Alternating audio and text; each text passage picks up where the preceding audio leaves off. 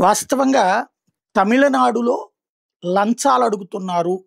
పరిశ్రమ ఎవరైనా పెట్టుబడి పెట్టాలంటే, ఓ రూ. 1,00,00,000 పెట్టుబడి పెడతామంటే, కనీసం ఒక 5% ఇయ్యమంటున్నారు. ఓ 50,00,00,000 ఇయ్యమంటున్నారు. సదుపాయాలన్నీ ప్రభుత్వం తరపున ఇస్తాం అంటున్నారు అన్నటువంటిది ఒక ప్రచారం ఉంది. కర్ణాటకలో అయితే 10% అడుగుతున్నారు అన్నటువంటిది.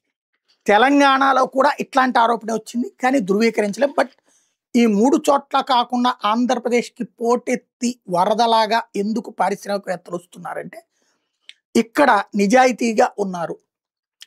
సదుపాయాలు ఎక్కువ ఇస్తున్నారు. డిస్కౌంట్లు ఎక్కువ ఇస్తున్నారు. తక్కువ రేటుకి భూమి ఇస్తున్నారు. అలాగే వేగంగా అనుమతులు ఇస్తున్నారు. దాంతో ఇక్కడికి ప్లస్ వైజాగ్ ఒక స్పాట్ ఉంది. తిరుపతి ఒక స్పాట్ ఉంది.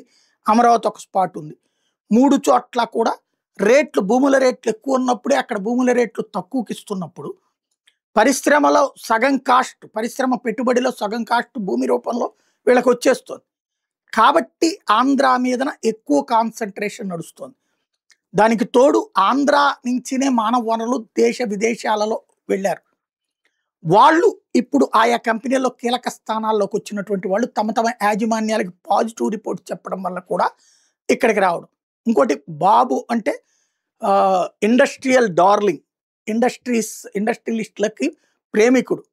ఇండస్ట్రియలిస్టులు ప్రేమిస్తారు ఆయన్ని.